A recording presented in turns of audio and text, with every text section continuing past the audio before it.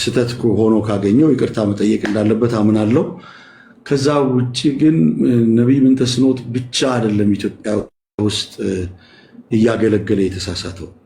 ማለት ዛሬ የነቢያቱን አገልግሎት የሚቃወሙ ብዙ ሰዎች ትንቢት ተናግረው ተሳስተዋል። ስተት በምንም መስፈሪያ ልክ አይደለም። አሁን ስተት ልክ ነው ብዬ ጀስቲፋይ ላረግ ስለ ስተት ጀስቲፊኬሽን ላወራ አይደለም የመጣሁት። ሰው ሲያገለግል ሊሳሳት ይችላል፣ ግን እየተሳሳተ መቀጠል የለበትም። ሰው እያገለገለ በኃጢአት ሊወድቅ ይችላል። በኃጢአት እየወደቀ መቀጠል የለበትም። ለምን? የኃጢአት ደሞዝ ሞት ነው። እግዚአብሔር እውነት ብቻ ነው። ከእግዚአብሔር አንደበት ውሸት አይወጣም። ተናግሬ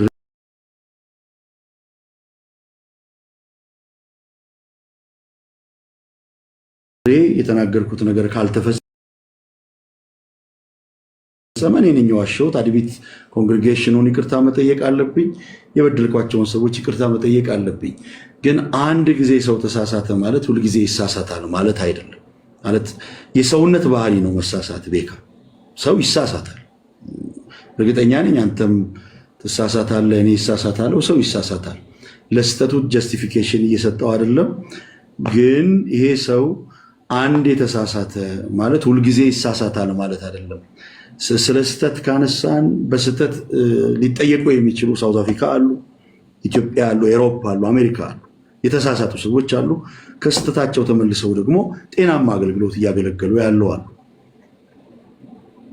እሺ ፓስተርዬ፣ አንድ ነቢይ ስንት ቢሳሳት ነው ለአንተ ሐሰተኛ ነቢይ የሚሆነው? ሁለት ደግሞ መቼስ አንድ ሰው ሐሰተኛ ነቢይ ነው ወይም ሐሰተኛ አስተማሪ ነው ብለን የምንለው ከትምህርቱና ከልምምዱ ተነስተን ነው አለ። በእግዚአብሔር ቃል ሚዛን መዝነን ልምምዱና ያለን ከዛ ደግሞ እንዲሁ ደግሞ አስተምሮ አይተን ከዚያ ወደ ትክክለኛው ፍረጃ እንመጣለን። እና ስንቴ ቢሳሳት ነው ሐሰተኛ ሊሆን የሚችለው?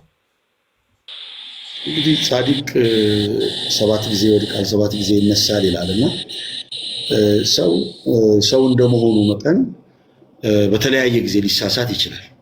እኔ በቁጥር ይህን ያህል ጊዜ ሰው ቢሳሳት ሐሰተኛ ነብይ ነው፣ ባይሳሳት ሐሰተኛ ነብይ ነው አይደለም የሚለውን ኮንሰፕት ላነሳ አይደለም።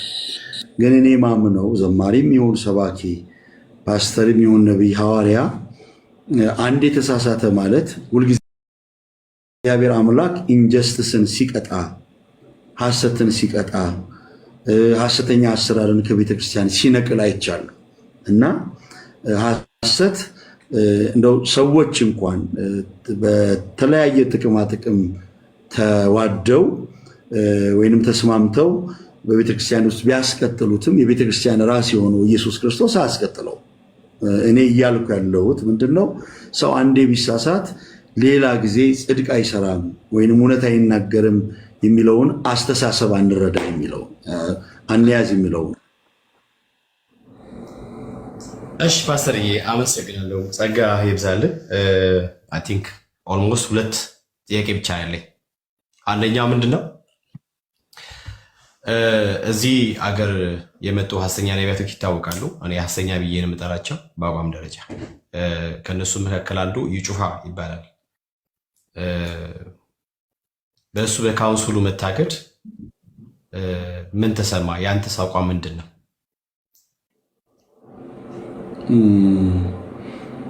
እኔ እንግዲህ ነብይ እዩ ጩፋን በተመለከተ እንደ ሰው ሊያጠፋ እንደሚችል አምናለሁ። ነብይ እዩ ጩፋን በተመለከተ ደግሞ እግዚአብሔር አልተጠቀመበትም ብዬ አላምንም። ለምሳሌ በቅርብ ጊዜ ሚዛን አማን ሄደዋል። ብዙ ሰዎች ወደ እግዚአብሔር መንግስት መጥተዋል። ብዙ ሰዎች ነፃ ወጥተዋል። እንደውም በፕሮቴስታንቱ ታሪክ ወንጌል ለመስማት ወንጌል ለመዘመር በዛን ያህል ቁጥር ኢትዮጵያ ላይ ሰው ወጥቷል ወይ ብዬ ሳስብ የወጣ ይመስለኝ። ብዙ ሰው ወጥቶ ኢየሱስ ሲሰበክ ሰምተዋል፣ ነፍሳት ድነዋል፣ ሰዎች ነፃ ወጥተዋል። ኢየሱስ በመዝሙር ተመልኳል። ይሄ ለእኔ ትልቅ ድል ነው። የተለያየ ቦታ በሚያደርጋቸው ክሩሴዶች ላይ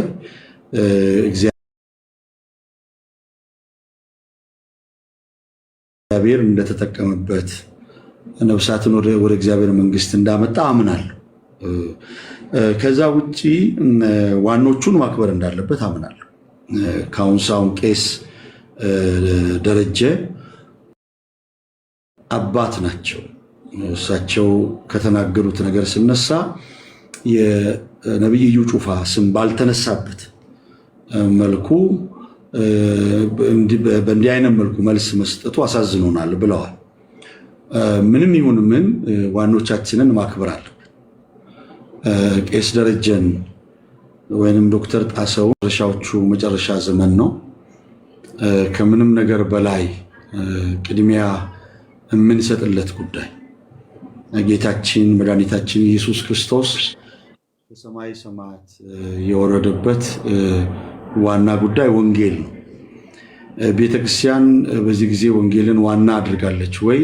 እሱን እንግዲህ ሁላችንም በነፍስ ወከፍ ልንመልሰው የሚገባ ጉዳይ ነው እና ግን ወንጌልን ዋና አድርገን በዋን ቱ ዋን ኢቫንጀሊዝም ሜተድ በጀማ ስብከት እንደዚህ ደግሞ በቲክታክ በሶሻል ሚዲያ አክሰስ የኢየሱስን ወንጌል የምናደርስበት ወሳኝ ጊዜ ላይ እነን ያለ ነው ማለት ይህንን ብዙ ስጣ ገባዎች አሉ ማለት ብዙ ኮንፍሊክቶች፣ ግጭቶች አሉ። ያ ማለት ሐሰተኛ መንፈስን ሐሰተኛ አስተምሮን አንቃወም ማለት ሳይሆን ዋናው የቤት ስራችን ላይ ትኩረት አድርገን የኢየሱስ ክርስቶስን አዳኝነት ላልሰሙ የክርስቶስ ብስራት ወንጌል ላልደረሳቸው የምናደርስበት ወሳኝ ጊዜ ቢኖር አሁን ነው። ይህን ባናደርግ እግዚአብሔር ሳይድኑ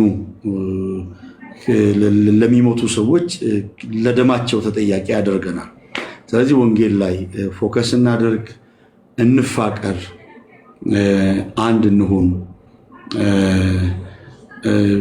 ከኃጢአትና ከአመፃ ርቀን ጽድቅን ለማድረግ በእግዚአብሔር ጸጋ የተቻለንን ጥረት እናድርግ።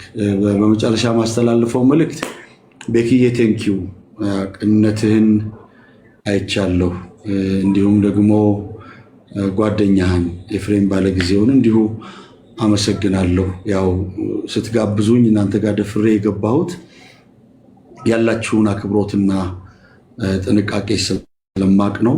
በጣም ነው ከልብ ማመሰግናችሁ። እግዚአብሔር ይባርካችሁ። የነበረውን ሚስ አንደርስታንዲንግ ወይንም ብዥታ ለማጥራት ይህን እድል ስለሰጣችሁኝ ከልብ ነው ማከብረው። ያው በተለያየ መልኩ ያው ሁላችንንም ሰው ባለመገንዘብ የሚሰድቡን ሰዎች አይጠፉም። የሚሰማቸውን አስተያየት የሚሰጡ ሰዎች አይጠፉም። ያው እነሱንም እኔ አልቆጣም ወይንም ደግሞ የርግማን ቃል አልናገርም። እነሱንም እግዚአብሔር አብዝቶ ይባርካቸው። እንግዲህ አንዳንድ ሰዎች ሲያውቁን ወደፊት ያውቁናል። ምናልባት እነሱ በሚያዩን ወይም በሚሉን አቅጣጫ ሳይሆን የኛ ህይወት የኛ አገልግሎት በተቃራኒው ነው ያለው። እኔ ለወንጌል ስርጭት አገልግሎት የማልሰዋው ጊዜ የማልሰዋው ገንዘብ የለም። አብዛኛው ማድረጋቸው ክሩሴዶች ግብፅ፣ አረብ ሀገር እንኳን ሄጄ ያገለገልኩት አገልግሎት ከራሴ ገንዘብ አውጥቼ ብዙ ገንዘብ አውጥቼ እና ሰው መቼም ወደ ኢትዮጵያ ራንድ አገኛለሁ ብሎ አይመጣም። ራንዱን ዘርዝሮ ራንዱን ለተቸገሩ ሰዎች ወይም ለወንጌል አገልግሎት ለማውጣት ነው እና እኔ ልብ ውስጥ ያለው ሸክም የነፍሳት ሸክም። የኔ ጥያቄ ገንዘብ ቢሆን ኖሮ ሳውዝ አፍሪካ አልመጣም ማለት ኢትዮጵያ ላይ በቂ ነገር ነበረኝ ያውቃሉ የሚያውቁ ሰዎች። ወደ ሳውዝ አፍሪካ የሄድኩት በጥሪ ነው። እግዚአብሔር ሂድ ብሎኝ ነው። ሳበቃ ደግሞ ከሳውዝ አፍሪካ ወጣለሁ። ለሳውዝ አፍሪካ ሕዝብ በጣም ትልቅ ፍቅር ነው ያለኝ። ለጥቂት ለሚሳደቡ ሰዎች ለጥቂት በቅናት ክፉ ይሰማል። በቅናት ክፉ ለሚያስቡ ሰዎች ብዬ በጣም ትልቅ ስብህና ያለውን የሳውዝ አፍሪካ ኢትዮጵያዊ አልጠላም፣ እጸልያለሁ። ኢትዮጵያዊው ሲነካ በጸሎት በቃል ብቻ ሳይሆን በሚችለው አቅም ሁሉ ኢትዮጵያዊ እንዳይነካ ዋጋ ከፍላለሁ እና የሳውዝ አፍሪካን ህዝብ በጣም ነው የምወደው። ኢትዮጵያውያንን፣ ኤርትራውያንን የሚወዱኝንም የሚጠሉኝንም ወዳለሁ እና እግዚአብሔር ይባርካችሁ። ቴንኪው ቤካ ቅንነትህን፣ መልካምነትህን፣ አክብሮትህን አይቻለሁ። ኤፊ፣ ሌሎችም በዚህ ፕላትፎርም ላይ የምታገለግሉና የምትገለግሉ ወገኖቼ እግዚአብሔር ይባርካችሁ። ምናልባት ያስቀየምኳችሁ ካላችሁ፣ ፐርሰናሊ የጎዳኋችሁ ሰዎች ካላችሁ ሶሪ። ምናልባት እጠቅማለሁ፣ አገለግላለሁ፣ እናንተን አንጻለሁ ብዬ ወዲቻችሁ ከሆነ በጣም ነው ይቅርታ የምጠይቀው። እግዚአብሔር ሁላችሁን የሚባርካችሁ። ወዳችኋለሁ። ቤካዬ ወድሃለሁ። ኤፍሬም ባለጊዜው በጣም ነው የምወዳችሁ። ቴንኪዩ ሜጋ ብለስ ዩ ቴንኪዩ ፓስተርዬ። እግዚአብሔር አምላክ አብዝቶ ይባርክህ። ስለነበረን ጊዜ ከልቤ አመሰግናለሁ። እንዲሁም ክብሩን እግዚአብሔር አምላክ ጠቅልሎ ይውሰድ። እንገናኛለን። መልካም ምሽት ፓስተርዬ። ደህና ሰንበት።